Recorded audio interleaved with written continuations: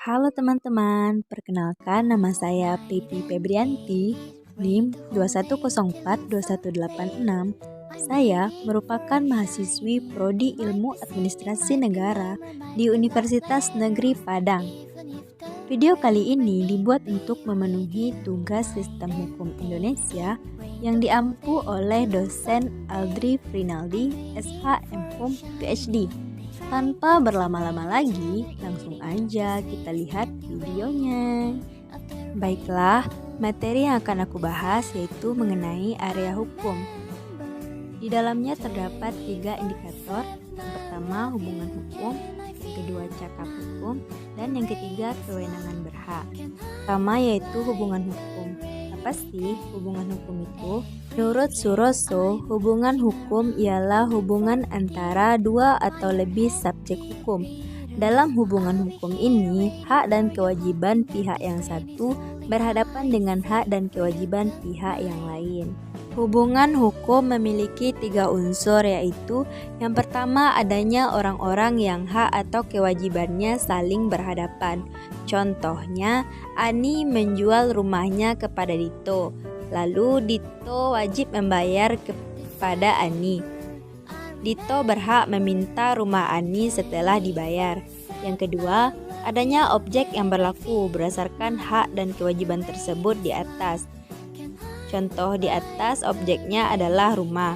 Yang ketiga, adanya hubungan antara pemilik hak dan pengemban kewajiban, atau adanya hubungan atas objek yang bersangkutan. Contohnya, A dan B mengadakan hubungan sewa menyewa rumah.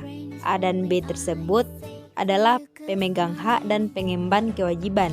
Lalu rumah tersebut merupakan objek yang bersangkutan. Hukum juga punya syarat-syarat loh. Yang pertama, adanya dasar hukum. Ialah peraturan-peraturan hukum yang mengatur hubungan hukum itu. Yang kedua, timbulnya peristiwa hukum.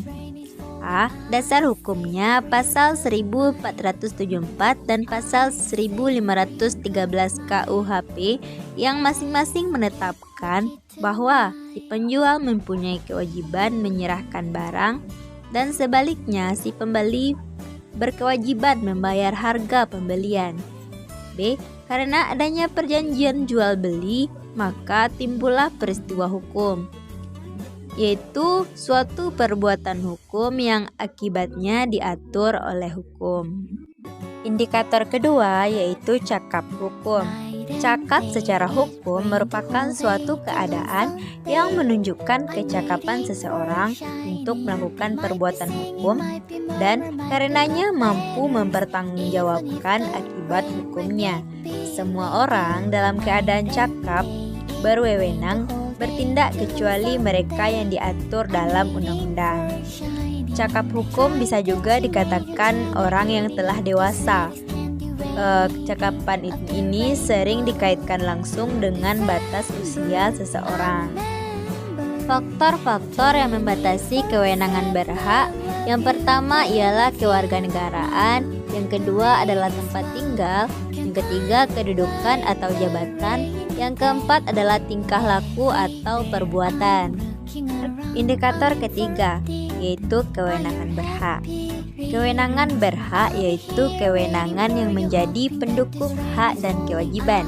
Kewenangan berhak mulai ada sejak manusia dilahirkan. Hal ini didasarkan pada pasal 2 KUHP.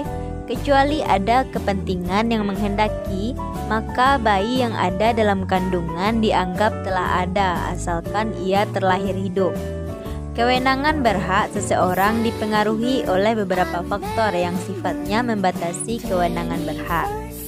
Kewenangan berhak disebut juga dengan kewenangan hukum, yaitu kewenangan untuk mendukung atau menyandang hak dan kewajiban.